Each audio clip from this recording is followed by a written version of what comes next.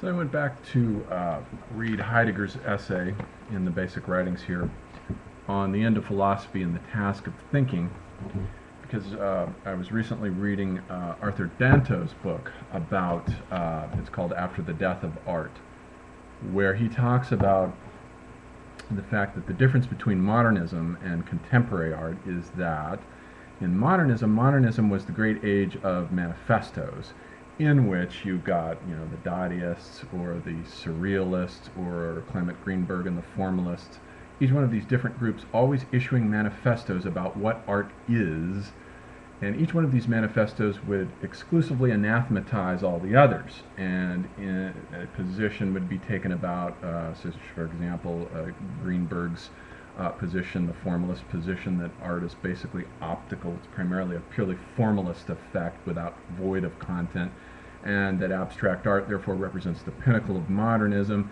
and that all other forms of art, and notably for Greenberg, surrealism was disincluded, all other forms of art that are not consistent with this idea that he outlines in his various essays are anathematized and excluded. So we got this age in modernism of competing grand meta-narratives about what art should be and what it can be, in each of them excluding the others. The same thing, by the way, of course, was going on in the political arena during the World Wars, which was also an age of competing grand meta-narratives, each one insisting upon the rightness of how society should be organized. Then in contemporary art, Danto says that contemporary art begins in 1962 with Andy Warhol and pop art, and the idea with them that with Warhol's Brillo boxes, the distinction between the thing, the real thing, and the art object collided and disintegrated, so that art objects could be real things. You just take an art object, like with Duchamp's ready-mades, and put it into a museum, and now it's an art object. And so that lack of distinction between the two for Danto represented the death of art. What he said was the end of art. Not that art is no longer practiced, it's just that in the contemporary age, in the age of contemporary art that he says, that begins with pop art, art becomes something that no longer can be defined with a single grand meta-narrative, exactly as in postmodern thought, which happens at the same time. No system of truth can be said to be privileged over any of the others. Same thing with contemporary art. No style it welcomes all comers. Anyone can do art. Anything can be called art. There are no overarching aesthetic criteria that exclude anything from the artistic world. And so, of course, what you have is chaos. The contemporary art world is a realm of chaos. But nonetheless, it is an open-ended world that greets all styles. None of them can be privileged over any of the others. And so it's an age of the disintegration of grand meta-narratives in contemporary art, as in postmodern philosophy. So I thought I'd go back and I'd take a look at Heidegger's essay on the end of philosophy, which more or less parallels, in terms of the time frame, Danto's idea about the end of art. As Heidegger begins the essay, he asks two questions, and this was an essay that was written in the 1950s. It's one of his late essays. To what extent has philosophy in the present age entered into its end? And two, what task then is reserved for thinking at the end of philosophy? So he starts off by saying then that philosophy is metaphysics. Now, by that statement, presumably what he's doing too is also metaphysical, but it's actually a metaphysics of a different kind, as he'll go on to qualify. And that philosophy is metaphysics, and what metaphysics does is it thinks beings as a whole, and it does so in accordance with different ideas about what being is. Now, of course, being for Heidegger, some of you have probably seen some of my earlier Heidegger videos in which I went over this before, but being is the sort of ultimate ontological criteria by way of which objects presence themselves within a particular time and place, within a particular culture, within a particular epoch, and become intelligible as such. So the being idea is the ultimate metaphysical principle that makes sense out of the world, that organizes it, and all the knowledge bases of the society then proceed in accordance with what is said to be true within the light, as it were, cast by the shadow of being in that epoch. Phusis was the earliest idea of being, then logos, then Plato's idea of eidos, the ultimate being, are the forms, and the realm of appearances are just mere shadow copies of the forms.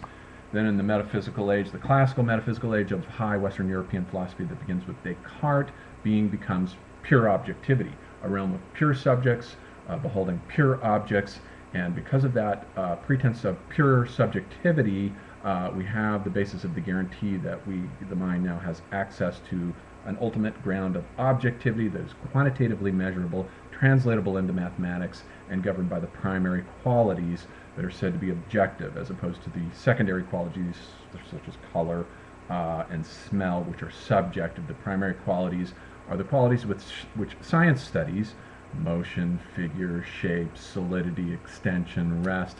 Those are the primary qualities which objects have, which are translatable quantitatively into mathematics, and which are therefore the domain of science, and what science says to be true about objects is based on these objective qualities.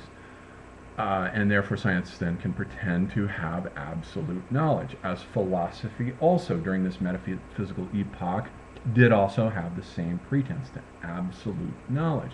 Absolute, with Kant, you've got the transcendental unity about perception, which is a fancy word for the cogito, his version of the cogito, which has certain a priori categories of the understanding and the transcendental aesthetic of space and time that it imposes upon objects and therefore dictates to them what their properties will be a priori prior to any experience of them, and it's therefore transcendental in the sense of prior to experience. And then with Husserl we get the transcendental ego and all of that. So that is the basic idea of the metaphysical age. It's an age of absolutes. It's an age not only of totalizing grand meta-narratives, as for example best exemplified by, let's say, Hegel, but also, as we have seen in Spengler and Gebser, who are also sort of belated stragglers of the metaphysical age. They're very certain of their systems. They've got the whole thing covered. Nothing is left to chance, and everything is explained and done so in a way that can be said to be totalizing and objective. So there's a pretense to absolute knowledge here, both on the part of the sciences and on the part of philosophy. But what Heidegger then goes on to say is that what he means by the end of philosophy is coming to its end in the sense of its completion with the rise of the sciences. So he sees the sciences now taking over the role previously occupied by philosophy. It's science now that has access to ultimate truth, to the realm of absolute knowledge, and its disintegration into all these different disciplines. And he says the same thing happened back with the completion of philosophy in the time of Plato and Aristotle, when philosophy was completed with Plato and Aristotle and the establishment of the Lyceum and the Academy, and all the different disciplines there were established that came out of that: mathematics and epistemology and aesthetics and politics and ethics. There too, science came in and took over the role that had been previously occupied by philosophy and was the domain of philosophy. Same thing has happened here in the 20th century for Heidegger. So philosophy has now been displaced by science, and it has come to its end in that sense.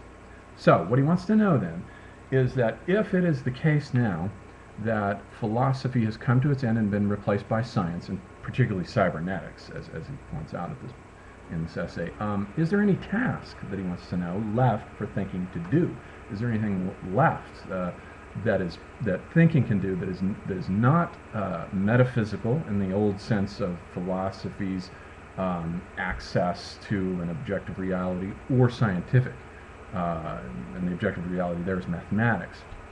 And it turns out to be the case that he says, yes, there is such a task. It's basically going to be his particular paradigm of truth.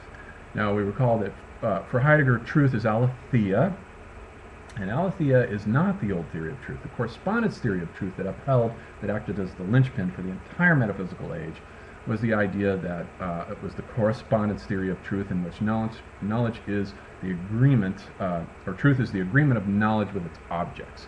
So the objects have to conform to the knowledge apparatus that is imposed upon the objects, and their agreement it supports truth and it's objective. And so you can get access to absolute knowledge through this old theory of truth. But in Heidegger's theory of truth as aletheia, he's got a different idea. He's got a kind of forest paradigm in which you have to imagine a clearing. The paradigm is borrowed from the world of the forest, in which trees have been cut down and there's a certain clearing. And note that the forest is surrounded by darkness, and so entities come into this clearing and manifest themselves. And we see them and we observe properties of them, but we can imagine them as still being modeled. Parts of them are still in shadow, and so we can't see them fully and clearly. that's the paradigm that gets translated into the intellectual system or idea of Heidegger. Truth is unconcealment. That the clearing in the epistemological world is the space of encounter between entities. Knowers who want to find out what the properties of entities are have to put propositions and questions to those entities. And in the process of putting propositions to entities, for every specific proposition that is put to an entity, certain aspects of that entity will unconceal themselves. They will come forth. And the questions put to the entities will cause certain aspects to unconceal themselves, but in the same process and at the same time as certain aspects of the entities are unconcealing themselves, other aspects of them will slip off the radar. They will fall into concealment, so that the entity as it appears in the clearing is never fully clear. We can never fully see the entity in the clearing as a thing in itself, as the old theory of truth, the correspondence theory, presupposed that you could have these clearly chiseled out entities and you could know every single aspect about the entity in the older theory, but not in Heidegger's theory. In Heidegger's theory, ambiguity, error is built into every truth system. And because error is built into every truth system, no truth system in terms of this paradigm of the clearing, which he says has been neglected ever since the pre-Socratics were the last to have this idea of aletheia, of unconcealment, and from Plato on down to Husserl, it's been the metaphysical paradigm of the correspondence theory of truth. And so with this theory of the truth of the clearing, where objects presence themselves and come into being in an unclear, sort of fuzzy manner, we can imagine these entities that unconceal themselves in the clearing is basically slightly out of focus. They're fuzzy. So error is built into every truth system, and no truth system therefore can be said to be in any full sense complete. And if no truth system can then be fully said to be complete, then no truth system can pretend to have an absolute access to knowledge that no other truth systems do. And so science proceeds, of course, on the assumption that it can do this, that every aspect of what is demonstrable. But Heidegger says it's a bit presumptuous to assume that everything that is, the isness of everything can simply be exhausted by its demonstrability. There are always aspects of entities that fall off the radar, that evade capture by our systems of truth, that are constantly concealing themselves from us. And we can see how this will later in Deleuze, it becomes the idea of a micropolitics whereby quantities trace out lines of flight that escape the capture by the overcoding systems of the totalizing state apparatus or knowledge apparatus that tries to capture and overcode in a totalistic way. There are always these lines of flight that are being traced by these micromolecular, micropolitical entities or groups or individuals or nomads that are out on the periphery. They're always escaping the overcoding of the system. So you can see here how Deleuze's idea of lines of flight comes out of this idea of the error-prone nature of truth systems, that there are always these entities that can't be captured in a totalizing paradigm in every truth system. This is why then Heidegger is so often regarded as the father, more or less, of postmodern thought, because it lends itself to a paradigm of fuzzy thinking, a soft ontology in which knowledge changes because each epoch has a different idea of being. And the being idea of a particular age controls what entities presence themselves and the way in which they presence themselves in the clearing through the aletheia process. And it's always an imperfect, error-prone, fuzzy process, but it's controlled by the being idea of that epoch. So we can never have access to ultimate truth, only truth that's consistent with each particular epoch, or in hermeneutics, as Gadamer, coming out of the Heideggerian school, said that each knowledge system has its own rules of the game, and things could be said to be true within that knowledge system playing by those rules, but a different system might arrive at different truths and different results, because no such system can be said to be complete. So this leads right into postmodern thinking, and exactly the task of thinking then that Heidegger says comes after the end of philosophy, which is basically hermeneutics, he's saying here, which is, Gianni Vattimo's soft ontology, is exactly what did take place in French thought in the 60s, the next decade after this essay was written, with Derrida's idea of undecidables and Deleuze's idea of the different lines of flight, Piaget's idea of the the micro-political lines of flight that escape the systems of totalizing overcoding, and so forth. So we can see how this works and how this fed itself, or rather played itself out